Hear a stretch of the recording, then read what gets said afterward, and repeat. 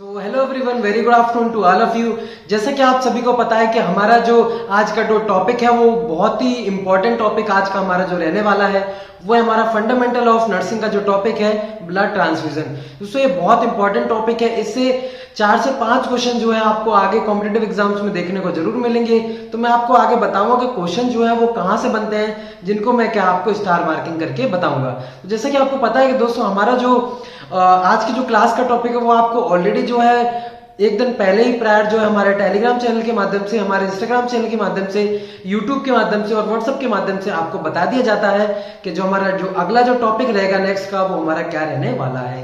तो दोस्तों इसी के लिए हमारे जीतन ट्यूब चैनल को सब्सक्राइब कर लीजिए ताकि आपको यही important videos, important classes, nursing की वैकेंसी से, अलर्ट वैकेंसी से रिलेटेड आपको हमारे जीतन ट्यूब चैनल के माध्यम से हमारे यहाँ पे आपको नोटिफिकेशंस बराबर से मिलती रहे और आप कोई भी नोटिफिकेशन हमारे जीत ऑन ट्यूब चैनल के माध्यम से बिल्कुल भी मिस ना कर पाए।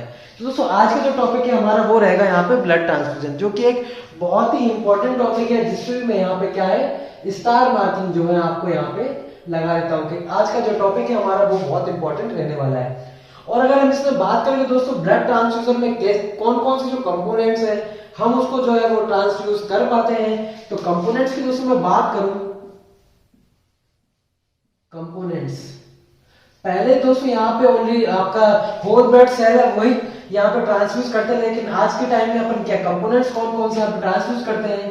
तो यहाँ पे अपन ट्रांसफ्यूज करते हैं आरबीसी, डब्ल्यूबीसी, प्लेटलेट्स, प्लाज्मा और क्लॉटिंग फैक्टर्स। तो हम लोग दोस्तों यहाँ पे red blood cells, white blood cells, platelets, plasma और हमारे जो क्लॉटिंग फैक्टर्स हैं हम उसको क्या है कंपोनेंट्स को ट्रांसफ्यूज हम यहाँ पे करते हैं। तो ये हम दोस्तों हमारे जो कंपोनेंट्स। आगे हम टाइप्स ऑफ दोस्तों यहाँ पे टाइप्स ही पढ़ेंगे कि हम लोग किस किस को हम लोग क्या क्या किस किस तरीके से कितने टाइम में जो है वो ट्रांसफ्यूज हम कर सकते हैं, उनकी क्वांटिटी क्या रहेगी, वो सारी चीज मैं आपको आगे अब वीडियो में बताऊंगा। तो दोस्तों ये एक बहुत ही इंपॉर्टेंट टॉपिक है, इसकी वीडियो का बिल्कुल भी स्किप ना करें और एंड तक देखें, क्योंकि दोस्तों यहाँ से क्वेश्चन आपको जरूर परमानेंट आपको क्वेश्चन पूछने को मिलेगा, क्योंकि मैंने यहाँ पे स्टार मार्किंग कर दी है। तो क्वेश्चन आपको यहाँ पे जरूर देखने को मिलेगा आपके अपकमिंग एग्जाम्स के रिलेटेड। और सबसे पहले अगर मैं बात करूं तो मैं बात करता हूं हमारे यहाँ पे पीआरबीसी की। सो पीआरबीसी क्या है? पीआरबीसी है पैक्ड रेड ब्लड सेल्स। तो सबसे पहले अपन बात करते हैं पीआरबीसी की, इसके बारे में पढ़ लेते हैं। पहला है जो हमारा यहाँ पे पीआरबीसी। तो ये पीआरबीसी क्या है? ये है पैक्ड रेड ब्लड सेल्स। तो ये क्या है दोस्तों? पैक्ड रेड ब्लड सेल्स है। अगर मैं इसकी बात करूं तो ट्रांसफ्यूजन दोस्तों यहाँ पे अगर मैं बात करूं इन्फ्यूजन टाइम की अगर मैं बात करूं तो यहाँ पे 2 से 4 घंटे में दोस्तों इसको क्या है इन्फ्यूज कर दिए जाते हैं, यानी कि 2 to 4 आवर्स में हम क्या है इसको इन्फ्यूज कर देंगे। ठीक है। अगर मैं इसकी अगर बात करूं तो स्टोरेज टाइम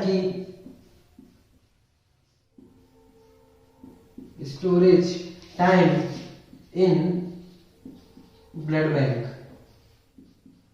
स्टोरेज टाइम की बात करें तो इसका स्टोरेज टाइम रहता है 35 to 42 डेज का। अगर मैं बात करूं कि यहां पे स्टोरेज टेम्परेचर की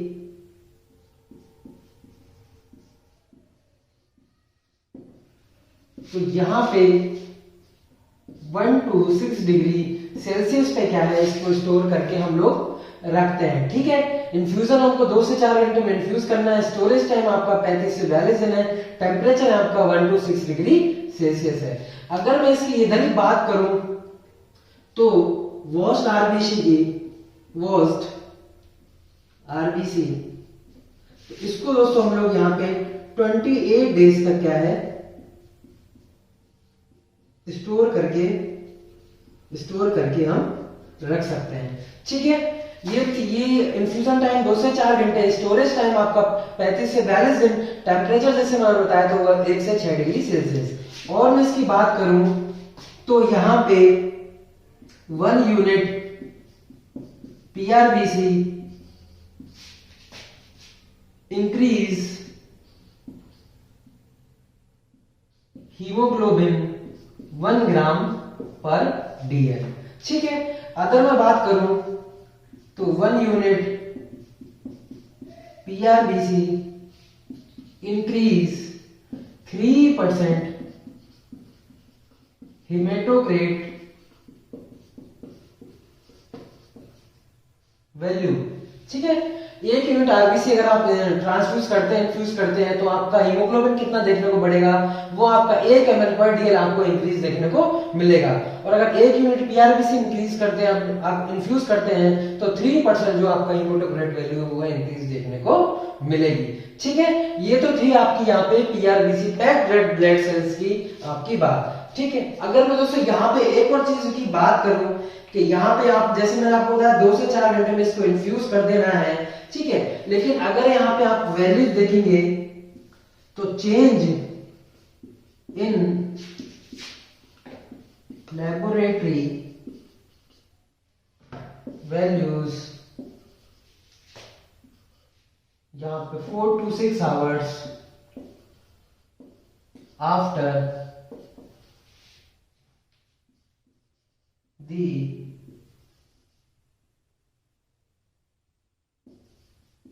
blood after the blood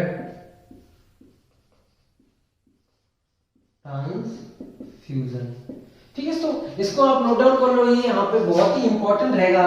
दोस्तों यहाँ पे कई बार पूछा जाता है कि आपका एक तो स्टोरेज टाइम आप स्टार मार्किंग करो, साथ में कितना आपका इंक्रीज होता है, हीमोक्रेट वैल्यू कितनी इंक्रीज होती है, और यहाँ पे जो है दोस्तों स्टोरेज टाइम को डबल स्टार मार्किंग करो। यहाँ पे पूछा जाता है, और कभी कभार मोस्ट आरबीसी दोस्तों वो यहाँ पे इसका ड्यूरेशन जो है पूछा जाता है। दोस्तों ये थे हमारे जो है पीआरबीसी की, कि यहाँ पे पैक्ड रेड ब्लड सेल्स है उसको 2 से 4 घंटे में इन्फ्यूज करना है। स्टोरेज टाइम आपका दोस्तों यहाँ पे 35 to 40 डेज यहाँ पे रहेगा ब्लड बैंक में। और अगर बात करें तो 1 to 6 डिग्री पे यहाँ पे आपको स्टोर करके रखना है।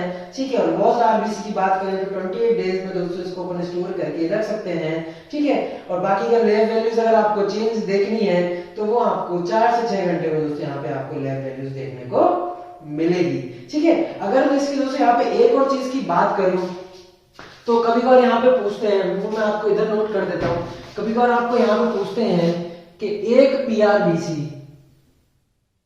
1 पीआरबीसी में कितना ml दोस्तों यहाँ पे होता है ब्लड, तो यहाँ पे 350 ml जो है आपको देखने को मिलेगा। तो 350 ml जो है वो यहाँ पे 1 पीआरबीसी में आपको यहाँ पे देखने को मिलता है। ठीक है, जिसमें से अगर मैं बात करूं फर्दर तो 50 ml यहाँ पे आपका दोस्तों सोडियम सिट्रेट देखने को मिलता है, जो कि दोस्तों ब्लड को क्लॉट होने से बचाता है। ठीक है, बाकी की इसकी बाद में बात करेंगे, जब मैं ब्लड पढ़ाऊंगा दोस्तों यहाँ पे आपका एमएसएन में, तो तब अपन बात करेंगे आगे आपको इसके बारे में। तो इतना आप देख लीजिए, ये भी आपका पूछा जाता है तो इसको आप स्टार मार्किंग करके लिख लीजिए। इतना आप नोट डाउन करो, फिर अपन चलते हैं जो है दोस्तों अपना जो नेक्स्ट है उसके बारे में, कि नेक्स्ट है अपना जो उसके बारे में अपन बात करेंगे। इतना आप नोट डाउन करो, ये आपके लिए इंपॉर्टेंट जो आपको देखने को मिलती है। अब मैं दोस्तों यहाँ पे अगर नेक्स्ट अपने बात करूं तो नेक्स्ट अपन बात करेंगे अपने प्लेटलेट के बारे में, जो कि वो भी आपको एक इंपॉर्टेंट देखने को मिलती है कि प्लेटलेट जो है उसका जो स्टोरेज टाइम मैं आपको बताऊंगा। और एक बार 1 यूनिट प्लेटलेट अगर आप चढ़ाते हैं तो दोस्तों यहाँ पे कितना आपको इंक्रीज जो है वो प्लेटलेट में देखने को एक्सपेक्टेड जो है वो मिलेगा। बाकी इसका जो यहाँ पे आपका स्टोरेज टाइम है वो भी मैं आपको इसमें बताऊंगा कि कितना स्टोरेज आप इसका ड्यूरेशन है और कितने टेम्परेचर पे आप इसको जो है वो स्टोर करके यहाँ पे रख सकते हैं, वो भी मैं आपको आगे इसमें बताता हूँ, जो कि आपको वो भी इंपॉर्टेंट देखने को मिलेगा। बाकी दोस्तों मैं यहाँ पे ये और भी इंपॉर्टेंट चीज बताऊंगा आपको। यहाँ पे नर्सिंग रिस्पॉन्सिबिलिटी दोस्तों यहाँ पे हर बार जो है वो नॉर्सेट एग्जाम में पूछा जाता है कि अगर आपको एलर्जी हो जाती, एलर्जिक रिएक्शन आने लगते हैं ब्लड ट्रांसफ्यूजन, तो आपको क्या करना है। तो आगे मैं आपको यहाँ पे जो है नर्सिंग रिस्पॉन्सिबिलिटी बताऊंगा, जो कि आपके वो मोस्ट इंपॉर्टेंट वो भी रहने वाले हैं। तो वीडियो आप बिल्कुल भी स्किप ना करें और इसमें पूरा एंड तक देखें कि आपके लिए कहां से क्वेश्चन जो है वो देखने को मिलते हैं। ठीक है, अब अगर मैं बात करूं सेकेंड, तो वो है प्लेटलेट। अगर मैं प्लेटलेट की बात करूं तो यहां पे एक वर्ड आता है used to treat, used to treat thrombocytopenia. दोस्तों ये थ्रोम्बोसाइटोपिनिया क्या होता है, आपने बहुत बार देखा होगा ल्यूकोसाइटोपिनिया, एरिथ्रोसाइटोपिनिया। तो ये है क्या, थ्रोम्बोसाइटोपिनिया क्या है दोस्तों, यहाँ पे जब आपकी डिक्रीज हो जाती है, decrease in number of platelet count, तो उसको अपन दोस्तों क्या बोलते हैं, यहाँ पे थ्रोम्बोसाइटोपिनिया बोलते हैं। तो यूज टू ट्रीट थ्रोम्बोसाइटोपिनिया, यानी कि हम थ्रोम्बोसाइटोपिनिया को ट्रीट करने के लिए अपन क्या क्या इन्फ्यूज करते हैं, यहाँ पे प्लेटलेट इन्फ्यूज करते हैं। ठीक है, अगर दोस्तों यहाँ पे मैं बात करूं इन्फ्यूजन टाइम, इन्फ्यूजन टाइम की बात करूं तो इन्फ्यूजन टाइम आपका क्या है, 15 से 30 मिनट में दोस्तों इसको क्या है, इन्फ्यूज कर दिया जाता है। ठीक है, तो बहुत रैपिडली आपको यहाँ पे इन्फ्यूज कर दिया जाता है। जैसे आप ब्लड बैंक से लाते हैं उसके बाद में आप यहाँ पे इन्फ्यूज कर देते हैं, 15 से 30 मिनट में आप यहाँ पे इन्फ्यूज इसको कर सकते हैं। बाकी मैं स्टोरेज की बात करूं, स्टोरेज की, तो स्टोरेज को अपन कर सकते हैं दोस्तों यहाँ पे 7 डेज तक, 7 डेज तक स्टोर कर सकते हैं। और अगर मैं बात करूं तो इसके टेम्परेचर की, कितने टेम्परेचर पे स्टोर कर सकते हैं, तो यहाँ पे टेम्परेचर आप स्टोर कर सकते हैं यहाँ पे 22 डिग्री सेल्सियस पे, या फिर रूम टेम्परेचर पे इसको आप स्टोर करके जो है वो रख सकते हैं। ठीक है, तो ये थी आपकी जो है वो प्लेटलेट की बात कि आप ये किस में यूज करते हैं, थ्रोम्बोसाइटोपिनिया में यूज करते हैं। और आपको यहाँ पे 15 से 30 मिनट में कर देना है इन्फ्यूज, 7 डेज में आप इसको क्या है स्टोरेज करके रख सकते हैं। वो भी टेम्परेचर कितने पे, 22 डिग्री सेल्सियस पे, रूम टेम्परेचर पे आप इसको यहाँ पे रख सकते हैं। तो यहाँ पे दोस्तों एक और चीज लिख सकते हैं आप यहाँ पे, platelet usually increased 5,000 to 10,000 expected. तो इतना क्या है दोस्तों, एक्सपेक्टेड है कि आप जैसे 1 यूनिट प्लेटलेट चढ़ाएंगे तो यहाँ 5,000 से आपको 10,000 जो है यहाँ पे mm क्यूब आप एक्सपेक्ट कर सकते हैं कि इतनी आपकी दोस्तों यहाँ पे जो है वो इंक्रीज देखने को आपको मिलेगी। तो दोस्तों ये था आपका प्लेटलेट के बारे में। ठीक है, अब अपन चलेंगे अपना नेक्स्ट जो है वो एफएफपी के बारे में, एफएफपी के बारे में भी चलेंगे, उसमें भी आपको कई क्वेश्चन जो है वो देखने को यहाँ पे मिलेंगे। अब अपन बात करते हैं दोस्तों जो अपना नेक्स्ट है एफएफपी के बारे में। एफएफपी दोस्तों यहाँ पे है क्या, ठीक है, इसको स्टोरेज कब तक करते हैं दोस्तों, और ये एफएफपी जो है दोस्तों क्या काम करता है, और इसको जो दोस्तों वो इन्फ्यूज क्यों करा जाता है, और इन्फ्यूजन टाइम इसका क्या होगा, और कब तक हम इसको यहाँ पे थ्रोइंग करने के बाद यहाँ पे इन्फ्यूज कर सकते हैं, और थ्रोइंग प्रोसेस क्या है ये हम आगे अपन इसमें देखेंगे। ठीक है, तो ये भी एक इंपॉर्टेंट चीज है, वो मैं आपको आगे इसमें बता देता हूँ। तो हमारा जो रहेगा यहाँ पे तीसरे नंबर का वो रहेगा एफएफपी। एफएफपी दोस्तों यहाँ पे वो है क्या, ठीक है, वो मैं बता देता हूं। सबसे पहले इसकी फुल फॉर्म है फ्रेश फ्रोजन प्लाज्मा। तो ये एक तरीके का प्लाज्मा है दोस्तों। मैंने आपको याद हो आपको, तो मैंने अपनी क्लास जो है वो आईवी फ्लूइड की क्लास में आपको ये बताया था कि आपका प्लाज्मा क्या काम करता है दोस्तों, वॉल्यूम एक्सपेंशन का भी काम करता है और आपके क्लॉटिंग फैक्टर्स का भी काम करता है। ठीक है, तो यहां पे आप लिखेंगे used to provide clotting factors और volume expansion, volume expansion use to provide clotting factors. अगर क्लॉटिंग फैक्टर्स की आपको यहाँ पे फ्यूज करने की जरूरत है तो आप यहाँ पे एफएफपी जो है वो इन्फ्यूज कर सकते हैं, ठीक है। तो यहाँ पे अगर मैं बात करूं infused with in 2 hours after throwing. तो यहाँ पे थ्रोइंग क्या चीज है ये मैं आपको बता देता हूं कि यहाँ पे जो है वो थ्रोइंग प्रोसेस क्या होती है। तो आप इसको केयरफुली सुनिएगा। यहाँ पे थ्रोइंग क्या होती है, जब भी आप यहाँ पे एफएफपी लेके आएंगे दोस्तों, इसका जो स्टोरेज टाइम है वो आगे मैं बताऊंगा। इसको -40°C पे दोस्तों यहाँ पे स्टोर करके रखते हैं, वो भी दोस्तों यहाँ पे 1 साल तक, ठीक है।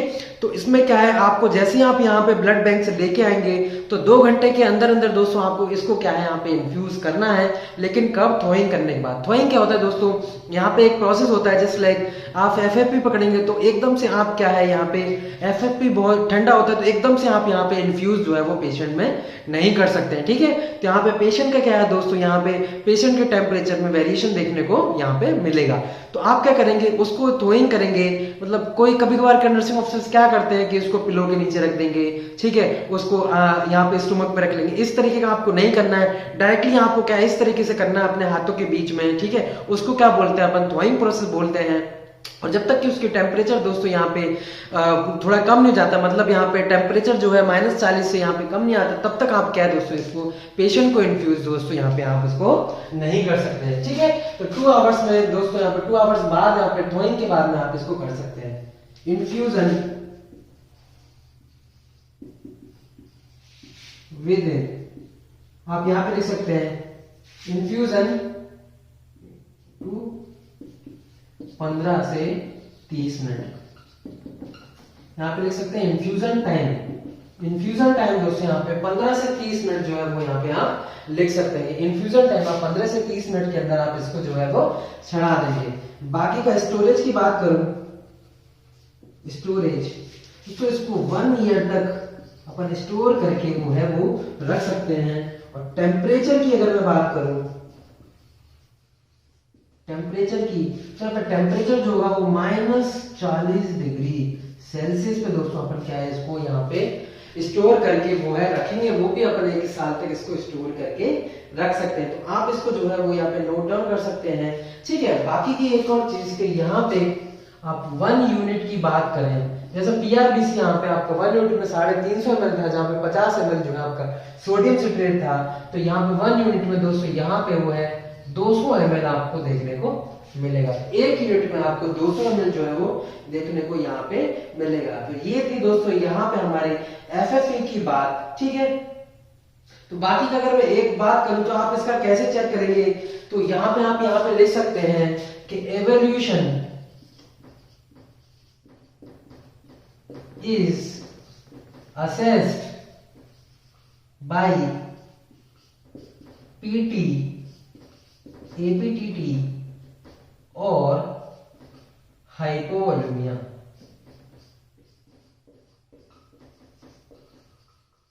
आप इससे क्या है दोस्तों यहाँ पे इसका इवोल्यूशन कर सकते हैं, ठीक है। किससे, पीटी, एपीटीटी और हाइपोवोल्यूमिया। हाइपोवोल्यूमिया क्या है, यहाँ पे इसका वॉल्यूम जो है वो यहाँ पे कम हो जाएगा, उसको अपन क्या बोलते हैं, हाइपोवोल्यूमिया बोलते हैं। तो ये थी दोस्तों यहाँ पे एफएफपी की बात। अब मैं दोस्तों अगर यहाँ पे बात करूं तो बहुत ही इंपॉर्टेंट चीज की, जो वो है आपकी यहाँ पे नर्सिंग रिस्पॉन्सिबिलिटीज जो आपको इंपॉर्टेंट देखने को मिलेगी। अपन उसकी बात करेंगे कि क्या क्या आपकी एक नर्स की रिस्पॉन्सिबिलिटी होती है अगर उस पेशेंट को जो है वो ब्लड ट्रांसफ्यूजन हो रहा है, चाहे वो आपका एफएफपी हो, प्लेटलेट हो या आपका पीआरबीसी हो। तो आपकी नर्स की जो है दोस्तों यानी कि आपकी नर्सिंग ऑफिसर की रिस्पॉन्सिबिलिटी क्या देखने को यहाँ पे मिलती है।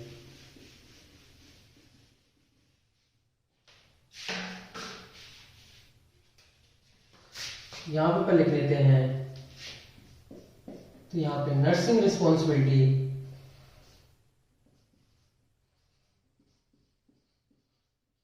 नर्सिंग रिस्पॉन्सिबिलिटीज, ठीक है, ये क्या हो जाएंगी नर्सिंग रिस्पॉन्सिबिलिटीज। सबसे पहले मैं बात करूं तो आपको जो है वो पेशेंट से पूछना है कि उसके कभी पहले क्या है, उसको ब्लड ट्रांसफ्यूजन क्या हुआ है, अगर हुआ है तो किसी चीज से रिएक्शन देखने को मिली थी, एलर्जी देखने को मिली थी, वो आपको क्या है पेशेंट से पूछना है।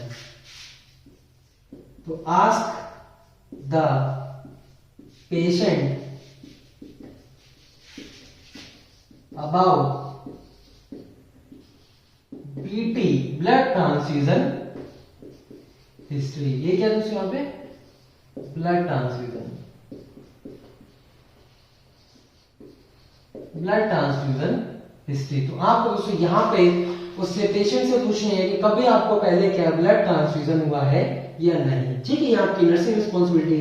सेकंड में अगर बात करूं असेस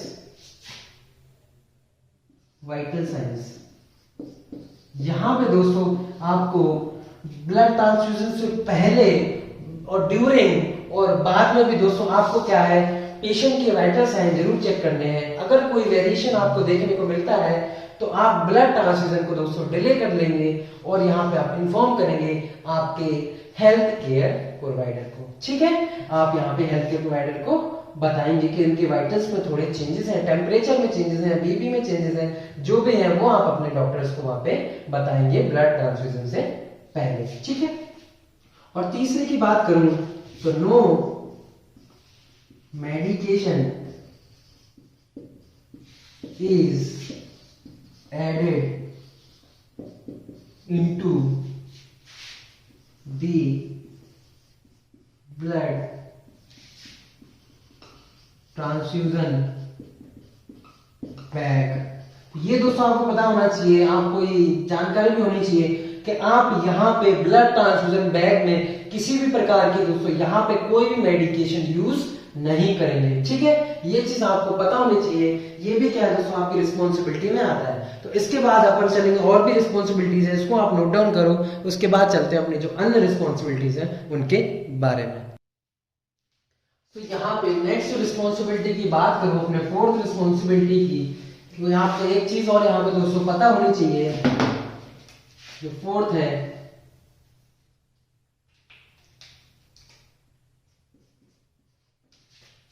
और यहाँ पे आप देख सकते हैं कि no fluid is added to the blood component।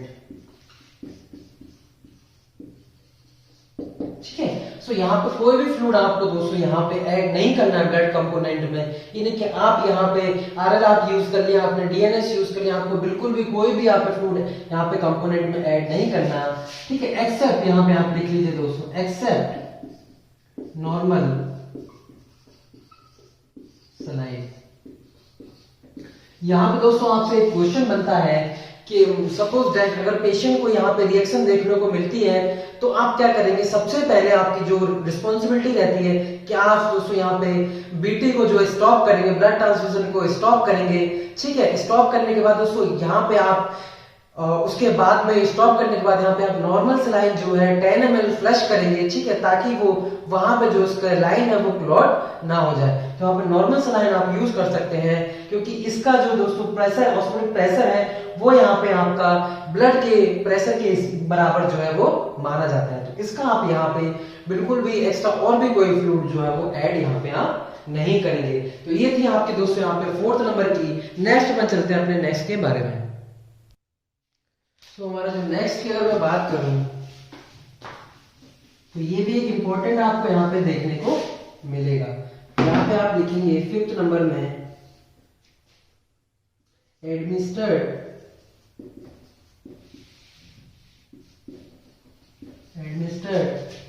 The infusion within the prescribed time। तो यहाँ पे आपका जो इन्फ्यूजन है, चाहे वो प्लेटलेट है, चाहे वो आपका दोस्तों यहाँ पे एफएफपी है या पीआरबीसी है, आपको जितना आपको दोस्तों यहाँ पे इन्फ्यूजन टाइम है उसका, और जितने प्रिस्क्राइब टाइम में बोला उतने में ही आपको क्या है, इन्फ्यूज करना है। क्यों ऐसा क्यों? अगर आप यहाँ पे डिले करते हैं तो यहाँ पे दोस्तों लिख सकते हैं to avoid the risk of septicaemia.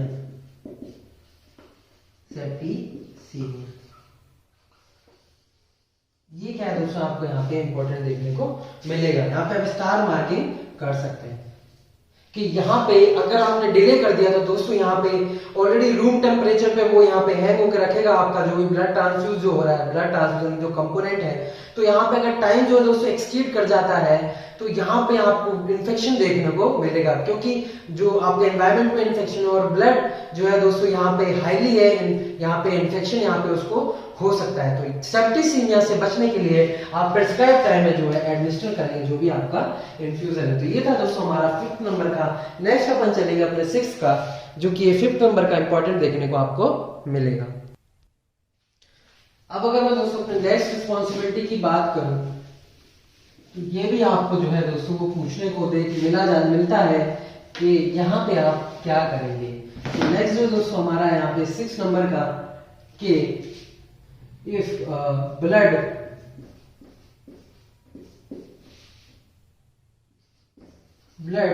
Product transfuse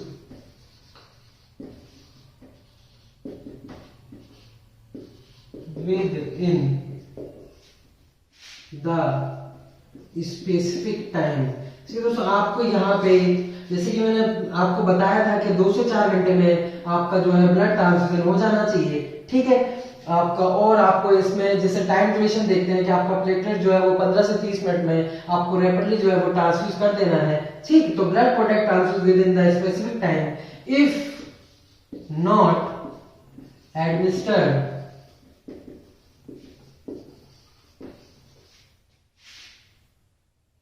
within 15 to 30 minute. तो जो उसका जो टाइम है कि आपको 15 से 30 मिनट में आपको चढ़ाना है, if not administered within the 30 minute then return the blood. दोस्तों आपको ये रिटर्न कहां पे करना है, अगर नहीं होता है तो return the blood back to the blood bank. तो आपको उसको रिटर्न कर देना है कहां पे, ब्लड बैंक में इसको आपको रिटर्न कर देना है। अगर आपने ये ट्रांसफ्यूज जो है वो आपसे नहीं हो पाया, फिर किसी कारणवश से आप ट्रांसफ्यूज नहीं कर पाए या फिर कैंसिल हो गया, तो आपको ये क्या है दोस्तों यहाँ पे ब्लड बैंक में जो है वो यहाँ पे वापस भेज देना है, ठीक है। नेक्स्ट बात करूं 7 नंबर की, तो appropriate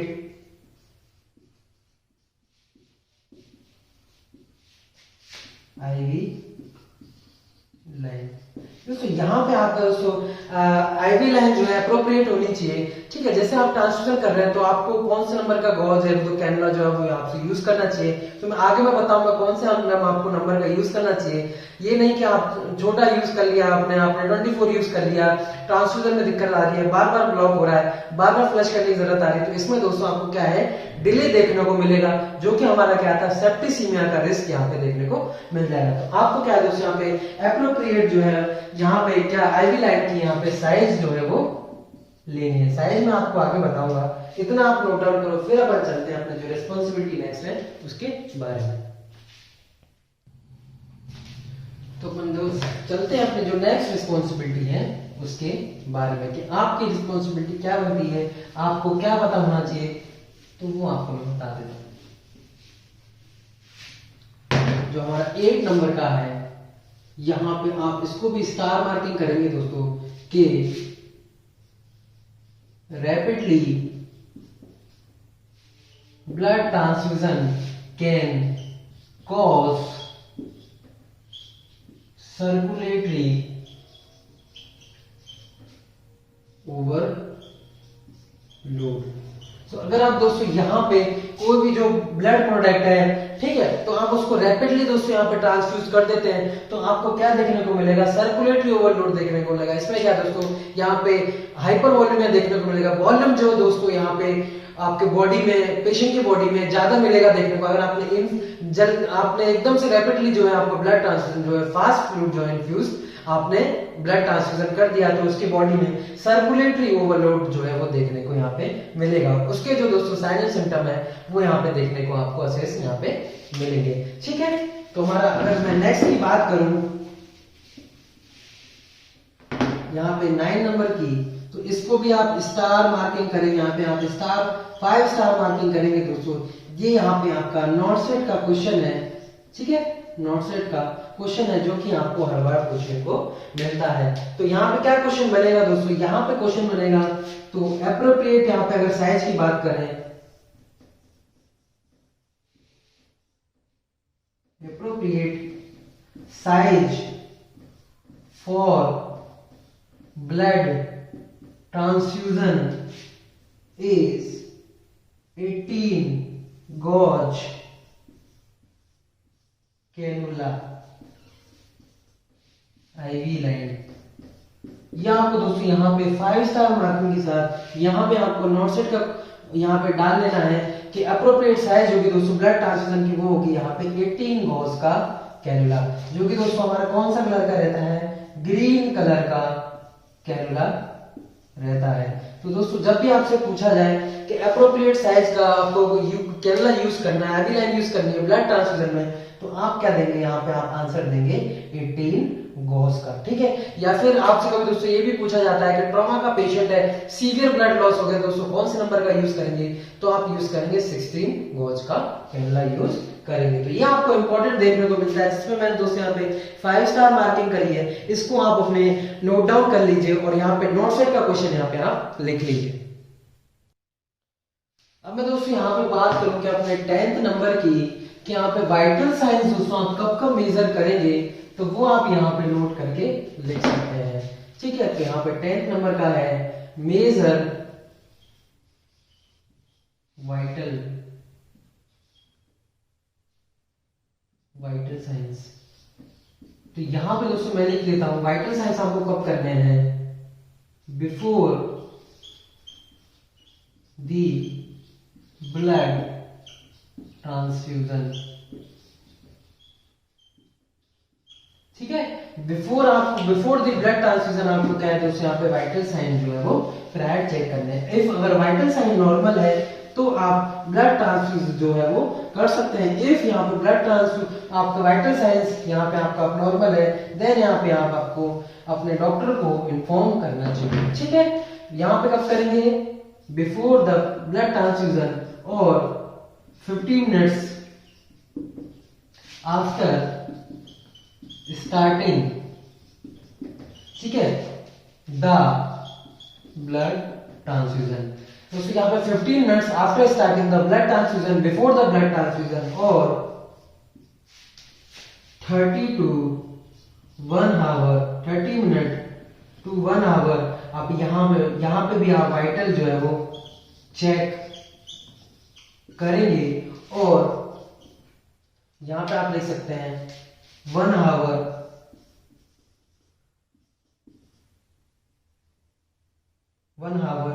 after the blood transfusion. ठीक है, अंटिल, यहाँ पे आप लिख सकते हैं दोस्तों until 1 hour after the blood transfusion. ठीक है, तो आपको यहाँ पे दोस्तों बिफोर द ब्लड ट्रांसफ्यूजन आपको यहाँ पे वाइटल चेक जो है वो करने हैं, और दोस्तों यहाँ पे या 15 minutes after starting the blood transfusion आपको करने हैं, और दोस्तों यहाँ पे 30 to 1 आवर यहाँ पे आप दोस्तों एवरी लिख लीजिए, एवरी 30 मिनट टू 1 आवर आपको वाइटल चेक करने हैं। और यहाँ पे दोस्तों फर्स्ट लिख दो, first 15 minutes after starting the blood transfusion, और जो आपका ये लास्ट है दोस्तों कि आपको यहाँ पे 1 आवर यहाँ पे आपको करने हैं 30 मिनट टू 1 आवर करने हैं until 1 hour after the blood transfusion is completed. ठीक है दोस्तों, तो ये आपको याद करने हैं। आप दोस्तों अगर आपको बता दूं कि प्रैक्टिकल में आपने जो भी पढ़ा है वो ठीक है, लेकिन जो दोस्तों यहाँ पे जो नोट्स हैं वो यहाँ पे आपके नोट्स के हिसाब से आपको जो है कॉम्पिटिटिव एग्जाम्स की तैयारी करनी है। ठीक है, बाकी बुक्स में भी यही दे रखा है, क्योंकि जो नोट सेट पूछता है वही अपन को पढ़ना है। प्रैक्टिस में दोस्तों हम लोग बहुत चीजें जो है ऐसी जो रॉन्ग करते हैं, लेकिन जो आपको प्रैक्टिस में आपको रहता है याद, वही आप यहाँ पे लिख देते हैं और आपका क्वेश्चन जो है दोस्तों गलत हो जाता है। ठीक है, तो जो मैंने आपको बताया है कि आपको यहाँ पे ब्लड ट्रांसफ्यूजन से पहले आपको चेक करने हैं, देन आपको फर्स्ट जो है दोस्तों 15 मिनट्स आपको वाइटल चेक करने हैं ब्लड ट्रांसफ्यूजन के, देन आपको एवरी 30 मिनट्स टू 1 आवर आपको वाइटल चेक करने हैं, देन आपको दोस्तों कंप्लीट हो जाता है तो अंटिल 1 घंटे तक, 1 घंटे के अंदर आपको दोस्तों वाइटल चेक करते रहना है। मतलब जैसे ही ब्लड ट्रांसफ्यूजन हुआ उसके आप यहाँ पे बाद में भी आप यहाँ पे वाइटल चेक जो है वो जरूर करेंगे 1 घंटे तक, ताकि दोस्तों यहाँ पे कोई भी रिएक्शन पॉसिबल ना हो, मतलब पेशेंट को देखने को कोई भी रिएक्शन ना मिले तब। और अगर कोई रिएक्शन दोस्तों यहाँ पे होती है तो वो आप ब्लड बैंक जो दोस्तों आप वापस से दोस्तों रिटर्न करवा देते हैं, जो कि आपका ब्लड बैंक में रिटर्न करवा आप सकते हैं। और एलर्जी यहाँ पे आप मेंशन कर सकते हैं विद साइन एंड सिम्टम्स के बाद। तो ये थी दोस्तों आपकी नर्सिंग रिस्पॉन्सिबिलिटीज, ठीक है, जो आपके लिए बहुत ही यहाँ पे इंपॉर्टेंट देखने को मिलती है। तो अपन दोस्तों अब नेक्स्ट बात करेंगे यहां पे 11th नंबर की, तो फिर use blood warmer to infuse large number of infusions. यहाँ पे लिखा हुआ है कि आपको जब भी large number of infusions volume में इन्फ्यूज करना है तो आपको क्या है ब्लड वार्मर की जरूरत पड़ेगी। जैसे कि मैंने आपको बताया था कि आप उसको अगर जैसे ब्लड बैंक से आए आपने यहाँ पे तुरंत लगा दिया और जो ब्लड है जो आपका ठंडा है रूम टेम्परेचर पे नहीं आया, तो दोस्तों यहाँ पे क्या है आप लिख सकते हैं टू प्रिवेंट डिसएरिथमिया। ठीक है, तो अगर आपको लार्ज नंबर पे इन्फ्यूज करने हैं तो आपको दोस्तों जो है वो ब्लड वार्मर की यूज करनी है, ताकि आप डिसएरिथमिया से आप यहाँ पे पेशेंट को जो है वो बचा सकते हैं। ठीक है, बाकी अगर मैं नेक्स्ट बात करूं, अब दोस्तों अगर हम बात करते हैं अब नेक्स्ट जो है वो भी इंपॉर्टेंट है, वो है अपने कॉम्प्लिकेशंस के बारे में। ठीक है, तो कॉम्प्लिकेशन से भी दोस्तों यहाँ पे बहुत क्वेश्चन पूछे जाते हैं, तो इसको बिल्कुल भी आपको स्किप नहीं करना है। और बाकी के जो दोस्तों कॉम्प्लिकेशन आपको यहाँ पे पढ़ने हैं। अपन दोस्तों यहाँ पे बात करते हैं अपने बहुत ही इंपॉर्टेंट यहाँ पे ब्लड ट्रांसफ्यूजन कॉम्प्लिकेशंस के बारे में। तो ब्लड ट्रांसफ्यूजन कॉम्प्लिकेशन में मैं बात करूं तो यहाँ पे आप सबसे पहले यहाँ पे लिख सकते हैं कि यहाँ पे दोस्तों यहाँ आपको जो है वो एलर्जिक रिएक्शन दोस्तों यहाँ पे देखने को मिल सकती है। तो यहाँ पे आप लिख सकते हैं ट्रांसफ्यूजन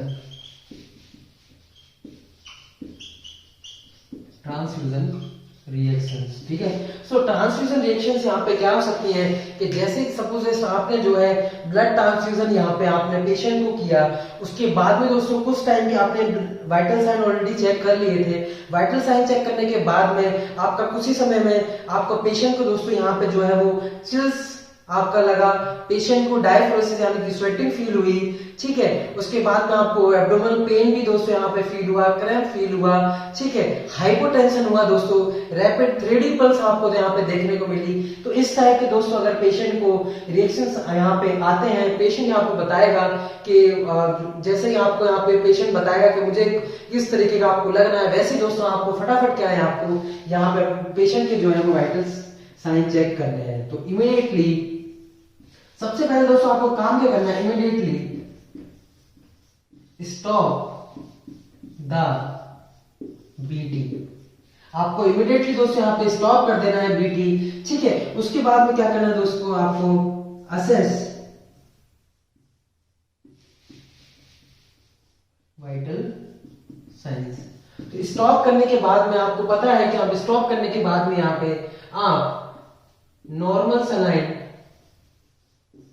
दोस्तों यहाँ पे आप फ्लश करेंगे। कितना कर सकते हैं यहाँ पे आप 10 ml नॉर्मल सलाइन फ्लश कर देंगे लाइन में, ताकि यहाँ पे आपका जो लाइन जो है वो ब्लॉक ना हो। ठीक है, फिर हम क्या करना है, असेस वाइटल साइन आप असेस कर सकते हैं एंड, और यहाँ पे दोस्तों यहाँ पे आपको क्या करना है कि आपको वाइटल साइन असेस करने के बाद में आपको क्या करना है, inform to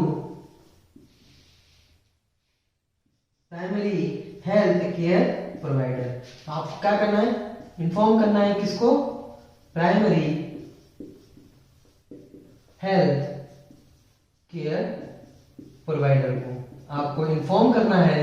and then inform करने के बाद आपको दोस्तों पेशेंट के साथ में ही 15 मिनट्स तक क्या है वहां पे आपको स्टे करना है, ताकि फर्दर कॉम्प्लिकेशन हमारे यहाँ पे पेशेंट को देखने को ना मिले। दोस्तों ये थी आपकी ट्रांसफ्यूजन रिएक्शंस, जिसमें आपको रिएक्शंस मैंने आपको ऑलरेडी बता दी कि पेशेंट को दोस्तों डायफॉरेसिस यानी कि स्वेटिंग देखने को मिलेगी, साथ में चेस्ट पेन भी मिलेगा देखने को, चिल्स, रैशेस या फिर इचिंग, स्वेलिंग आपको उसको देखने को मिल सकती है। जैसा कि मैंने आपको बताया कि यहाँ पे पेशेंट को रैपिड थ्रेडी पल्स देखने को मिलेगी, अगर आप चेक करेंगे तो वाइटल असेस करेंगे तो, और हाइपोटेंशन यहाँ पे आपको देखने को मिलेगा, नोजिया का वोमिटिंग और डिस्पनिया, सांस लेने में दिक्कत या एब्डोमेन क्रैम्प आपको यहाँ पे पेशेंट को देखने को मिलेंगे। तो ये जो मैंने आपको बोले हैं ये आप नोट भी कर सकते हैं कि यहाँ पे ब्लड ट्रांसफर कॉम्प्लिकेशंस में ट्रांसफ्यूजन रिएक्शंस ये देखने को आपको मिल सकते हैं। अभी दोस्तों हमारी जो नेक्स्ट रिएक्शन है उसको आप बोलेंगे सर्कुलेटरी ओवरलोड।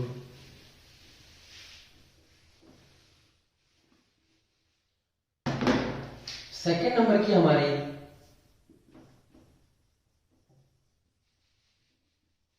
Circulatory overload. इसमें क्या होगा दोस्तों, जैसे पेशेंट को अगर सर्कुलेटरी ओवरलोड हो जाता है, जैसे कि मैंने आपको पहले ही बताया था कि इफ पेशेंट को आपने जो है रैपिडली ब्लड ट्रांसफ्यूजन कर दिया, तो रैपिड ब्लड ट्रांसफ्यूजन से पेशेंट की जो वॉल्यूम उसका इंक्रीज देखने को मिलेगा, उसका सर्कुलेटरी ओवरलोड आपको देखने को मिलेगा। जब आपको कैसे पता चलेगा दोस्तों, तो इसमें कुछ यहाँ पे आपके साइन सिम्टम्स आते हैं, जिस लाइक आपका यहाँ पे फ्लूइड वॉल्यूम एक्सेस हो जाएगा, तो आप कैसे चेक करेंगे, आपको जो दोस्तों लंग्स में क्रैकल साउंड आपको मिलेंगे, आपकी नेक वेन जो है दोस्तों यहाँ पे डिस्टेंडेड देखने को मिलेगी, और यहाँ पे आपको टैकीकार्डिया देखने को मिलेगा, हाइपरटेंशन देखने को मिलेगा, ऐसे सिम्टम्स, कफ देखने को मिलेगा, डिस्पनिया देखने को मिलेगा, आपको डिफिकल्टी इन ब्रीथिंग देखने को मिलेगी दोस्तों, और यहाँ पे नोजिया, वोमिटिंग, इस टाइप के दोस्तों यहाँ पे आपका जो है वो साइन सिम्टम्स जो है वो आएंगे। तो इससे आप पता कर सकते हैं कि यहाँ पे आपको सर्कुलेटरी ओवरलोड हो चुका है। दोस्तों इसको मैनेज कैसे करेंगे, आपको फटाफट क्या करना है, जैसे आपको अगर इस टाइप के अगर साइन सिम्टम्स देखने को मिलते हैं तो फटाफट इमीडिएटली आपको सबसे पहले ब्लड ट्रांसफ्यूजन को स्टॉप करना है नॉर्मल सलाइन से, जैसे मैंने आपको बताया था कि फ्लश करना है। ठीक है, इतना करने के बाद आपको जो है दोस्तों पेशेंट को जो है वो अपराइट पोजीशन यहाँ पे दे देनी है। ठीक है, तो सर्कुलेटरी ओवरलोड अगर पेशेंट को हो गया तो आपको पोजीशन तो देनी है, वो अपराइट पोजीशन देनी है, और आपको क्या करना है, इमीडिएटली आपको ब्लड ट्रांसफ्यूजन को दोस्तों स्टॉप कर देना है और नॉर्मल सलाइन से फ्लश कर देना है, और इमीडिएटली दोस्तों आपको क्या है, आपके प्राइमरी हेल्थ केयर प्रोवाइडर को आपको क्या करना है दोस्तों यहाँ पे इन्फॉर्म करना है। ठीक है, तो ये था दोस्तों हमारा यहाँ पे सर्कुलेटरी ओवरलोड। अगर मैं यहाँ पे दोस्तों नेक्स्ट की बात करूं तो नेक्स्ट है हमारा सेप्टिसीमिया। तो ये भी दोस्तों हमारा ब्लड ट्रांसफ्यूजन का कॉम्प्लिकेशन है।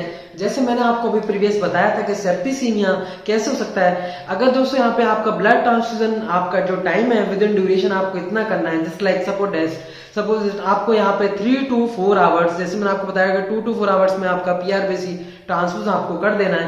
इफ अगर 4 आवर्स से दोस्तों आपको यहाँ पे ज्यादा टाइम लगता है किसी कारणवश, अगर पेशेंट जो है मान लीजिए बीच में ही अर्जेंट आपको यहाँ पे आपका कोई भी प्रोसीजर के लिए बोल दिया, तो वो सारी चीजें आपको यहाँ पे अवॉइड करनी है, क्योंकि अगर आप यहाँ पे डिले जैसे ही होता है तो पेशेंट के दोस्तों यहाँ पे सेप्टिसीमिया यानी कि इन्फेक्शन यहाँ पे रिस्क जो है वो इंक्रीज होने के चांसेस यहाँ पे आपके बढ़ जाते हैं। तो जो ड्यूरेशन है उसी ड्यूरेशन में दोस्तों आपको यहाँ पे क्या करना है, ये आपको ब्लड ट्रांसफ्यूजन करना है। ठीक है, अगर दोस्तों मैं यहाँ पे बात करूं इधर नेक्स्ट की, तो नेक्स्ट आपको यहाँ पे देखने को मिलेगा दोस्तों यहाँ पे 4th नंबर का जो है वो आयरन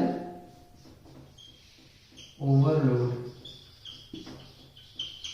ये दोस्तों आपके थे आपके कॉम्प्लिकेशंस कि आपको यहाँ पे आयरन ओवरलोड भी देखने को यहाँ पे आपको मिलता है। तो अगर मैं इसके आयरन ओवरलोड की भी बात करूं तो इसमें भी सिम्टम्स और साइंस में नोजिया, वोमिटिंग, ये सारी चीज आएंगी। और आयरन ओवरलोड लोड केस में दोस्तों आपको जैसे डिलेड आपका ब्लड ट्रांसफर हो जाता है और मल्टीपल आपके ब्लड ट्रांसफ्यूजन देखने को मिलते हैं वो पेशेंट में, जो कि यहाँ पे दोस्तों एनीमिक पेशेंट था, ठीक है। तो उसमें क्या है, आयरन ओवरलोड देखने को आपको मिलता है। दोस्तों इसकी मैनेजमेंट की बात करूं तो यहाँ पे आप लिख सकते हैं, आप ड्रग ऑफ चॉइस लिख सकते हैं डेफ्रोक्सामाइन, या फिर आप यहां पे लिख सकते हैं एंटीडोट आयरन ओवरलोड। आयरन का दोस्तों एंटीडोट क्या देखने को मिलता है, डेफ्रोक्सामाइन देखने को मिलता है। इस पे भी आप स्टार मार्किंग करेंगे, ये भी पूछने को मिलता है कि आयरन का अगर ओवरलोड हो जाता है किसी पेशेंट में, आपको एक कंडीशन देंगे कि एक पेशेंट है उसको आपने ब्लड ट्रांसफर किया, आयरन ओवरलोड हो गया, तो कौन सी ड्रग आपको यहाँ पे देनी है, या फिर आयरन का एंटीडोट क्या देखने को मिलेगा दोस्तों, यहाँ पे डेफ्रोक्सामाइन देखने को मिलेगा। तो यहाँ पे आपका इंपॉर्टेंट देखने को मिलता है। अगर नेक्स्ट की दोस्तों मैं बात करूं तो नेक्स्ट हमारा बहुत ही इंपॉर्टेंट है 5th नंबर का, कि यहाँ पे दोस्तों जो है वो हाइपोकैल्सीमिया देखने को मिलता है। वो मैं आपको बताऊं कि हाइपोकैल्सीमिया किस तरीके से पेशेंट में देखने को मिलेगा, ठीक है। तो हमारा 5th नंबर का है वो है हाइपोकैल्सीमिया।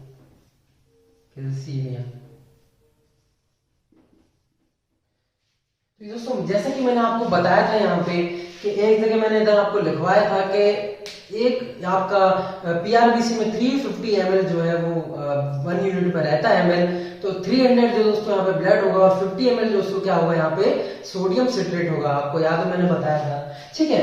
तो यहाँ पे क्या होता है दोस्तों, फिर उसके बाद में जो यहाँ पे आपका सोडियम सिट्रेट था, तो आप लिख सकते हैं यहाँ पे डायरेक्टली लिख सकते हैं, citrate is bind with, citrate is bind with यहाँ क्या क्या blood and calcium is excreted from the body। आप यहाँ पे ये लिख सकते हैं, क्या लिख सकते हैं दोस्तों कि जो सिट्रेट है वो ब्लड के साथ यहाँ पे ब्लड के साथ में यहाँ पे बाइंड हो जाएगा और बाइंड विद कैल्शियम। यहाँ पे दोस्तों यहाँ पे लिख सकते हैं कि सिट्रेट ब्लड बाइंड्स विद, यहाँ पे आप इस तरीके से लिख सकते हैं, citrate blood binds with the calcium and excreted from the body. तो ये दोस्तों आप देख सकते हैं, सिट्रेट है दोस्तों ब्लड के साथ बाइंड हो जाता है और कैल्शियम के कैल्शियम साथ बाइंड होकर यहाँ पे बॉडी से क्या दोस्तों एक्सक्रीट हो जाता है। और अगर यहाँ पे कैल्शियम एक्सक्रीट हो गया बॉडी से तो क्या मिलेगा आपको, हाइपोकैल्सीमिया देखने को मिलता है, ठीक है। इससे क्या है दोस्तों, यहाँ पे आपको क्या देखने को मिलेगा, टिटनी देखने को मिलेगा, मसल क्रैम्प्स यहाँ पे आपको देखने को मिलते हैं। दोस्तों यहाँ पे दो इंपॉर्टेंट जो है वो साइन आप स्टार मार्किंग करके यहाँ पे लिखेंगे कि जब भी टिटनी होगा तो यहाँ पे आपको ट्राउजियस साइन एंड चॉइस्टिक साइन आपको यहाँ पे देखने को मिलेगा। तो ये भी दोस्तों स्टार मार्किंग है कि हाइपोकैल्सीमिया में दो साइन कौन से हैं जो देखने को मिलते हैं, टाउजियस साइन और चॉइस्टिक साइन आपको यहाँ पे देखने को मिलेगा। तो दोस्तों क्या है यहाँ पे कि यहाँ पे सिट्रेट इज जो सिट्रेट है ब्लड के साथ बाइंड होकर दोस्तों blood binds with citrate blood जो है दोस्तों कैल्शियम के साथ बाइंड हो जाएगा और एक्सक्रीट हो जाएगा, तो आप क्या देखने को मिलेगा, हाइपोकैल्सीमिया देखने को मिलेगा। दोस्तों ये इंपॉर्टेंट है, इसलिए मैं आपको यहाँ पे 2 से 3 बार रिपीट कर रहा हूँ कि हाइपोकैल्सीमिया कैसे देखने को मिलेगा। इस पे आप यहाँ पे दोस्तों यहाँ पे स्टार मार्किंग लगा सकते हैं कि कॉम्प्लिकेशंस में हाइपोकैल्सीमिया क्यों होता है, क्योंकि जो सिट्रेट ब्लड है वो बाइंड हो जाता है दोस्तों किसके साथ, कैल्शियम के साथ बाइंड हो जाता है और एक्सक्रीट हो जाता है बॉडी से। तो कैल्शियम दोस्तों जैसे यहाँ पे एक्सक्रीट होगा तो बॉडी में यहाँ पे आपका हाइपोकैल्सीमिया जो देखने को मिलता है, ठीक है। हाइपोकैल्सीमिया देखने को मिलेगा तो यहाँ पे टिटनी देखने को मिलेगा, मसल क्रैम्प्स देखने को मिलेंगे। और हाइपोकैल्सीमिया के दो साइन है, ट्राउजियस साइन और यहाँ पे पॉजिटिव चौविस्टिक साइन। ये आप दोस्तों यहाँ पे देख सकते हैं इसका इमेजेस भी कि ट्राउजियस साइन और चौविस्टिक साइन क्या होता है। ट्राउजियस साइन की अगर मैं दोस्तों यहाँ पे बात करूं तो ट्राउजियस साइन में आप जैसे यहाँ पे पेशेंट को बीपी कफ यहाँ पे बांधते हैं और जितना आपने इन्फ्लेट किया, जिस सपोर्ट जैसा आपने यहाँ पे 140 सिस्टोलिक ब्लड प्रेशर इन्फ्लेट किया बीपी कफ बांधने के बाद में, और उससे भी अगर आप 20 जो है एक्स्ट्रा इन्फ्लेट करते हैं तो और आपका जो पेशेंट का हैंड देखने को मिलेगा, इस तरीके का पेशेंट का हैंड आपको देखने को मिलता है कि ऑटोमेटिकली आपको पेशेंट का हैंड आपका इस तरीके से हो जाएगा।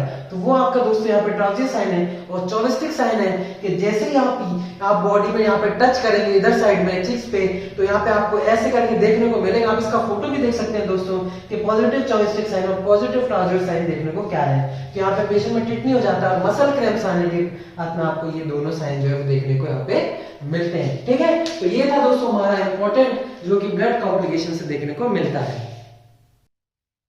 अब दोस्तों हमारा एक और नेक्स्ट है इंपॉर्टेंट, उसकी भी अगर बात करेंगे तो वो हमारा हो जाएगा यहाँ पे हाइपरकैलेमिया की। और एक और की बात करें तो एक जो हो जाएगा हमारा एक और कि यहाँ पे डिसीज जो है वो भी ट्रांसमिट यहाँ पे आपको ब्लड ट्रांसमिशन के थ्रू वो भी कॉम्प्लिकेशंस में आती है कि वो भी जो है आपको ट्रांसमिट यहाँ पे हो सकती है, ठीक है। तो नेक्स्ट अगर हम बात करेंगे हमारे किसकी, हाइपरकैलेमिया की।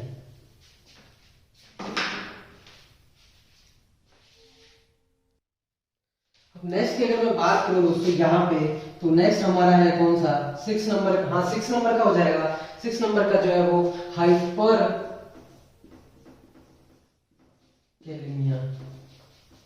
हाइपरकैलेमिया आपको देखने को मिलेगा।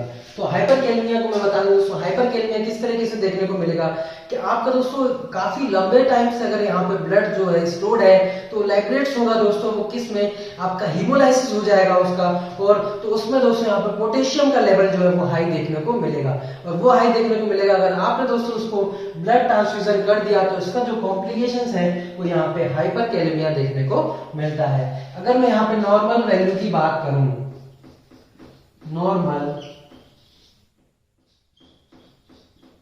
पोटेशियम लेवल, उससे अगर नॉर्मल पोटेशियम लेवल की बात करूं तो 3.5 से 5.1 मिली इक्विवेलेंट पर लीटर आपको देखने को मिलता है। ये आप यहाँ पे स्टार मार्किंग करके दोस्तों लिख सकते हैं। कई बुक्स में दोस्तों यहाँ पे 3.5 से 5.5 देखने को मिलता है, ठीक है, कुछ बुक्स में देखने को मिलेगा, लेकिन जो यहाँ पे डाटा है दोस्तों, जो मेन डाटा है ऑफिशियल डाटा, वो 3.5 से 5.1 मिली इक्विवेलेंट पर लीटर आपको नॉर्मल पोटेशियम लेवल देखने को मिलता है। तो इसका जो दोस्तों कॉम्प्लिकेशन हो जाएगा ब्लड ट्रांसफ्यूजन कॉम्प्लिकेशन, वो हाइपरकैलेमिया देखने को आपको मिलेगा, ठीक है। बाकी अगर मैं नेक्स्ट बात करूं 7 नंबर की, तो 7 नंबर का है हमारा डिसीज ट्रांसमिशन। तो यहाँ पे डिसीज ट्रांसमिशन क्या है कि यहाँ पे ब्लड ट्रांसफ्यूजन का कॉम्प्लिकेशन ये हो रहा है कि आप में क्या है डिसीज जो है वो ट्रांसमिट हो सकती है। सपोज दैट आप किसी पेशेंट ने जो है वो ब्लड डोनेट किया, ठीक, बाई चांस जो दोस्तों आपका उसमें अगर चेकिंग नहीं हुई तो उस पेशेंट में जो था जिससे ब्लड लिया गया है, ठीक, आपका जैसे नोन है कोई ब्लड ट्रांसफ्यूजन के लिए रेडी है और उससे ब्लड का इमरजेंसी में ट्रांसफ्यूज करने के लिए लिया गया, और उस पेशेंट में दोस्तों अगर उस पेशेंट को यहाँ पे ऑलरेडी जिसने ट्रांसफ्यूज किया उस पर्सन को यहाँ पे हेपेटाइटिस सी था, तो मोस्ट कॉमनली दोस्तों मैं यहाँ पे लिख देता हूं कि मोस्ट कॉमनली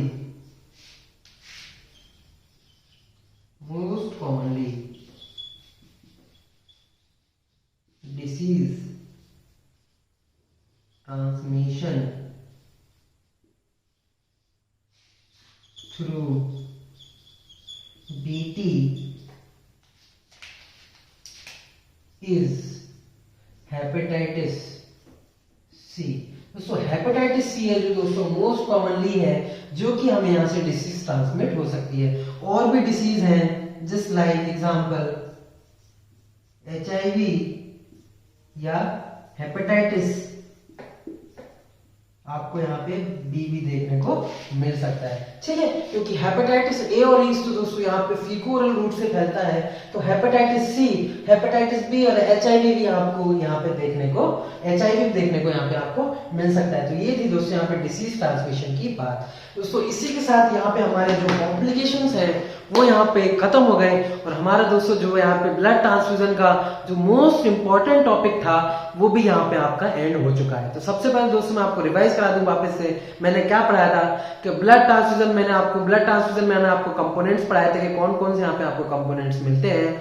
उसके साथ में मैंने आपको पीआरबीसी पढ़ाया, पीआरबीसी के बारे में बताया कि कितना एमएल रहता है, कितना स्टोरेज टाइम है, कितना आपका डिग्री में आपको स्टोरेज करके रख सकते हैं, कितने डेज तक कर सकते हैं, ये सारी चीज मैंने आपको बताई। साथ में मैंने आपको फिर आपको प्लेटलेट बताया, प्लेटलेट का भी आपको मैंने ड्यूरेशन बताया, स्टोरेज बताया, ठीक है। और प्लेटलेट आपको ट्रांसफ्यूज कब करनी चाहिए, डिक्रीज प्लेटलेट काउंट को क्या बोलते हैं। उसके बाद में मैंने एफएफपी, फ्रेश फ्रोजन प्लाज्मा आपको बताया, कितनी स्टोरेज है, कितना आपका ड्यूरेशन है, कितना आपका यहाँ पे एमएल देखने को यहाँ पे मिलता है, वो मैंने आपको बताया। इसके साथ ही मैंने आपको दोस्तों मोस्ट इंपॉर्टेंट जो है नर्सिंग रिस्पॉन्सिबिलिटीज बताई, जो कि आपको कॉम्पिटिटिव एग्जाम्स में यहाँ से 4 से 5 क्वेश्चन देखने को दोस्तों यहाँ पे अवश्य आपको मिलेंगे, चाहे आप यहाँ पे आगे देख सकते हैं जब भी आपने अगर ये वीडियो देखी हो तो, ठीक है। इसके बाद में मैंने दोस्तों यहाँ पे नर्सिंग रिस्पॉन्सिबिलिटी के बाद में मोस्ट इंपॉर्टेंट कॉम्प्लिकेशन भी बताए, जो कि यहाँ पे मोस्ट इंपॉर्टेंट में आपका हाइपोकैल्सीमिया, हाइपरकैलमिया जो है वो यहाँ पे आपको देखने को मिलता है। तो ये थी दोस्तों हमारे आज की वीडियो जो है ब्लड ट्रांसफ्यूजन की, जो कि दोस्तों मोस्ट इंपॉर्टेंट यहाँ पे वीडियो है। आप दोस्तों इसको यहाँ पे जो भी आपको नोट डाउन करना है तो आप स्क्रीनशॉट लेके अपने नोटबुक में जरूर नोट डाउन कर लें, क्योंकि ये चीज जो है आप स्टार मार्किंग करके नोट सेट भी लिखेंगे तो यहाँ पे 100% दोस्तों मैं कहता हूँ यहाँ पे क्वेश्चन आपको देखने को मिलेगा, ठीक है। दोस्तों ये थी दोस्तों आज की हमारी वीडियो, और मैं दोस्तों आपको एक और चीज बताने वाला हूँ कि दोस्तों आपको क्या करना है, आपको जो पढ़ाई दोस्तों यहाँ पे कॉन्टिन्यूटी आपको मेंटेन करना बहुत जरूरी है, क्योंकि कॉन्टिन्यूटी मेंटेन आप अगर करोगे तो एक ना एक दिन आपको, एक दिन नहीं लेकिन एक दिन आपको सफलता जरूर मिलती है। क्योंकि ये नहीं कि आपने आज पढ़ा फिर 10 दिन तक नहीं पढ़ा, फिर अपन चलो सोचते हैं कि आप 4 से 5 घंटे पढ़ लेते हैं, फिर आपने लंबा गैप दे लिया, फिर आप 9 घंटे पढ़ लिए, तो ऐसा आपको बिल्कुल नहीं करना। आप पढ़ो तो बेशक आप 2 से 4 घंटे पढ़ो, लेकिन आप यहाँ पे डेली 2 से 4 घंटे अवश्य पढ़ो, ठीक है। ये आपको कंटिन्यूटी मेंटेन करके रखनी है। जैसे कि दोस्तों मैं यहाँ पे हमेशा बोलता हूँ कि आपको आपकी मंजिल तक अगर पहुंचना है तो आपके टीचर्स जो हैं आपकी मंजिल तक को आपको पहुंचा देते हैं, लेकिन आपको जाना तो आपको ही है, वहां पे चलना आपको ही है दोस्तों। क्योंकि मैं आपको जैसे हमेशा बोलता हूं कि जैसे मंजिल आपकी जस्ट लाइक एम्स है, टीचर्स ने आपको एम्स आपकी मंजिल दिखा दी कि आपको वहां तक जो दोस्तों पहुंचना है, वो आपके पीछे दोस्तों संघर्ष कर रहे हैं, आपके साथ में संघर्ष कर रहे हैं। आपको दोस्तों उस पर दौड़ना है। अगर दौड़ नहीं सकते तो दोस्तों आपको उस पर चलना है, चल नहीं सकते तो दोस्तों आपको उस पर, अगर एक पैर भी है तो भी एक पैर से चलना है दोस्तों। अगर वो भी नहीं कर सकते तो दोस्तों आप उस पर रेंगना है। लेकिन दोस्तों कितना भी टाइम लगे आपको कंटिन्यूटी मेंटेन करके रखनी है, आपको रुकना बिल्कुल भी नहीं है, रुकना मना है दोस्तों। मैं आपको ये हर चीज हमेशा बोलता हूं कि आपको कंटिन्यूटी जो है वो मेंटेन करके रखनी है, तभी आप दोस्तों आप अपनी सफलता की ओर जो है बढ़ पाएंगे। ये नहीं आपको एक दिन भी बिल्कुल भी गैप नहीं देना है। पढ़ना है तो दोस्तों रेगुलरली पढ़ना है और जी जान से पढ़ना है कि अपना जो दोस्तों एम है वो चाहे एम्स है वो आपको पाके ही रहना है, ठीक है दोस्तों। ये चीज थी हमारी आज ब्लड ट्रांसफ्यूजन की इंपॉर्टेंट क्लास, यहीं पे एंड होती है। बाकी दोस्तों अगर आपने अभी तक मेरे जीतन ट्यूब चैनल को सब्सक्राइब नहीं किया तो इसको सब्सक्राइब कर लीजिए, क्योंकि आने वाले टाइम में दोस्तों मैं ऐसी इंपॉर्टेंट वीडियोस जो है आपके लिए लाता रहूंगा। आप जैसे आपके लिए दोस्तों मैं यहाँ पे मेहनत करूंगा। आप जैसे आपको क्या करना है, मेरी वीडियोस को देखना है, अच्छी लगे तो इसको लाइक करना है, साथ में दोस्तों और लोगों तक भी शेयर करना है, ताकि ये इंपॉर्टेंट कंटेंट जो है वो और लोगों तक भी पहुंच सके। और जो भी मैं दोस्तों यहाँ पे क्लास देता हूँ उसका नोटिफिकेशन जो है मैं ऑलरेडी बता दिया कि मैं प्रायर दे देता हूँ, तो प्रायर आप नोटिफिकेशन देख सकते हैं। और कौन सी इंपॉर्टेंट क्लास है उसके लिए दोस्तों हमारा जो टाइम है 12 बजे का टाइम है जो दोस्तों, उसके लिए आप यहाँ पे रेडी रह सकते हैं। अगर आप दोस्तों उस टाइम पे नहीं देख सकते, लास्ट में भी आप देख सकते हैं जब भी आपको टाइम मिले, लेकिन आपको वीडियो जो है वो दोस्तों जरूर देखनी है और आपको नोट्स प्रिपेयर करने हैं, क्योंकि कंटिन्यूटी के साथ में आप नोट्स प्रिपेयर करोगे, उसको वापस से रीड आउट करोगे, जो भी मैंने स्टार मार्किंग करा है, अगर उसके बाद में दोस्तों आप उसको ही पढ़ते हो तो वो दोस्तों आपको कॉम्पिटिटिव एग्जाम्स में बहुत अच्छे नंबर यहाँ पे रैंक आपको देखने को मिल सकती है। दोस्तों ये मेरी वीडियो देखने के लिए आपका बहुत बहुत धन्यवाद। अपन मिलेंगे अपनी और ऐसी इंपॉर्टेंट वीडियोस लेकर। उससे पहले आपको जीतन ट्यूब को सब्सक्राइब करके नोटिफिकेशंस ऑल पे करके बेल आइकन को जरूर प्रेस कर लेना है। दोस्तों हमारी वीडियो देखने के लिए आपका बहुत बहुत धन्यवाद।